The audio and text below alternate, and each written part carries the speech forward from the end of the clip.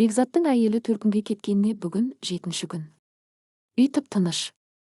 Қазан қайнамайды, бала күлмейді, кір жуылмайды. Бірақ тоңазытқышқа қарасаң, іші толы, енесі кетерінде дорба-дорба ет әкеліп тастап кеткен.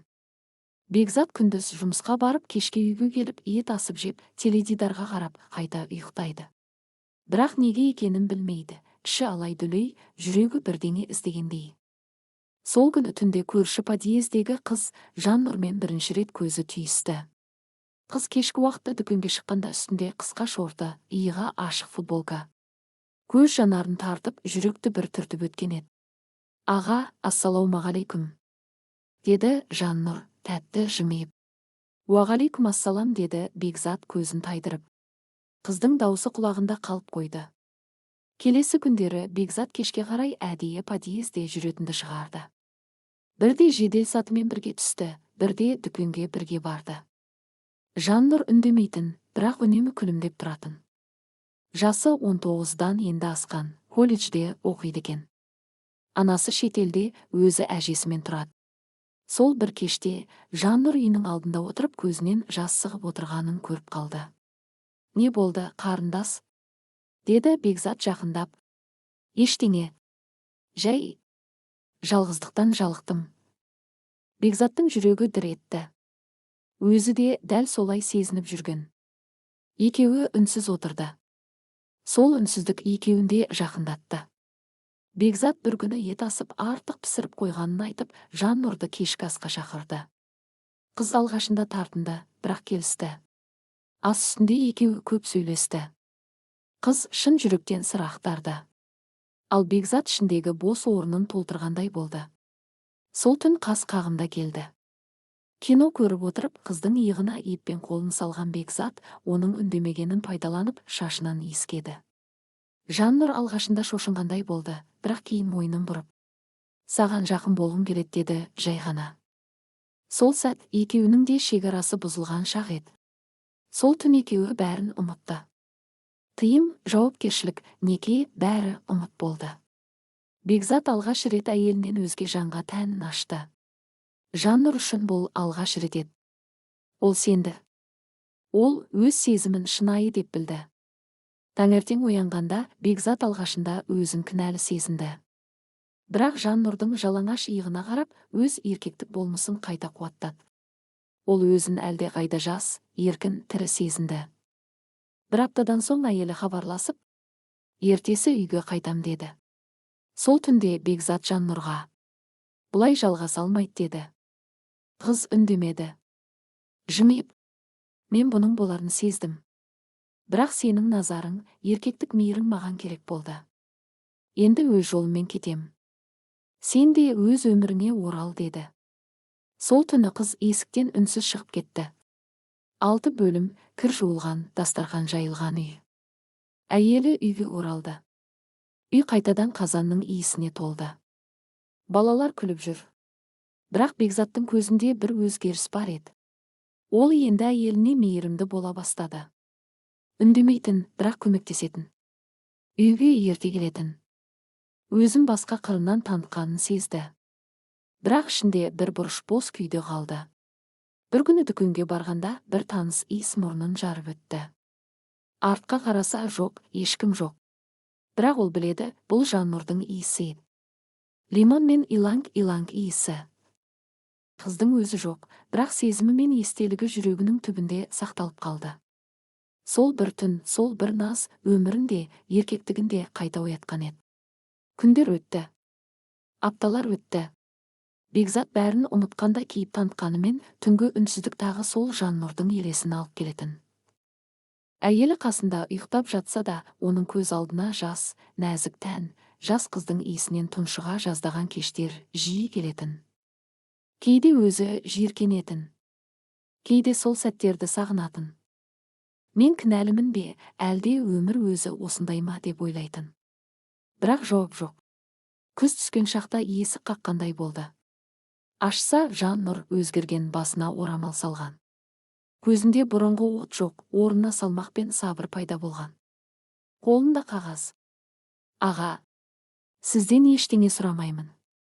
Мынау баламның сараптамасы. Сіз әке боласыз. Бекзаттың қолы дір етті. Қағазды ала алмай қалды. Мен сізді мазаламаймын. Бірақ шындықты білуге тиіссіз. Деді де бұрылып кетті. Сол күннен кейін Бекзат өмірінде алғаш рет шын мағынада түн ұйқысын төрт бөлді. Өз баласы. Бірақ әйелі мен балаларына не айтады? Кей түнде көрпесін бүркеніп іштей жылайтын. Мен қалай осынша сорлыға айналдым? Менің әлсіздігім бір адамның тағдырын бұзды ма? Жаннұрдың баласы әкесіз өссе, мен адаммын ба? Ақыры бір шешімге келді. Жаннұрға қоңырау шалды. Қыз алмады. Хабарлама жазды. Баламның өміріне жауаптымын. Сен рұқсат етсең, оның көлеңкесі болсам да, өмірінен алыстамаймын. Жаннұр тек бір жауап жазды. Көлеңке емес, тірегі бол. Әйтпесе, мен де тірі қалмаймын. Бекзат бәрін әйеліне айтты. Көз жасында, шындығында жасырмады.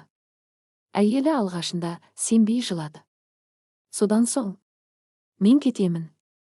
Бірақ балаларыңа әке болып қала бер. Мені жоғалттың, енді өз арыңды жоғалтпа, деді. Үйден кеткен соң, Бекзат көз жасын балаларының көзінше тұншықтырып жұтты. Айлар өтіп Жаннұр босанды. Ұл бала. Көздері тура Бекзаттікіндей Жаннұр баласын құшағына алып жымиып. Бұл бала менің таңдауым емес, тағдырым еді. Ал сен кеште болса, ардан аттамадың. Бекзат үнсіз баланы қолына алды. Ішінен тек бір ауыз сөз күбірледі. Кешір. Бекзат екі үйге де керек адамға айналды. Бірақ өмірі ешқашан бұрынғыдай болмады. Екі түрлі махаббат, екі түрлі қателік, екі түрлі жүрек. Бірақ бір тағдыр.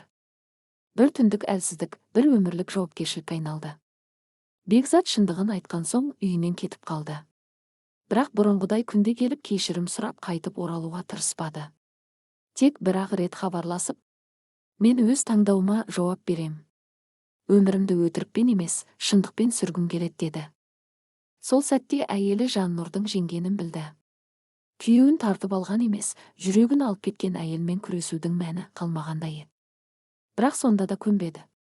Соңғы рет жолықтырып, бізде бала бар, отбасы бар. Ол сен емес пе ең? Бекзат, мені осынша жыл өтірікпен сүйіп келдің бе? Деп жылады. Бекзат жауап қатпады. Тек көзіне қарап. Мен шаршадым. Жаннұр мені тірі сездіреді. Мен өзімді еркек ретінде алғаш рет соның жанында таныдым. Сен жақсы әйелсің. Бірақ мен енді сенің лайықты ерің емеспін деді. Сол кеткеннен Бекзат қайтып оралмады. Әйелі оны күтіп жүрді. Балалардың суретін жіберді. Үйдің ескі видеоларын жолдады. Бір күні хат жазды. Мен сені жек көріп кетсем оңай болар еді. Бірақ мен сені әлі де жақсы көрем.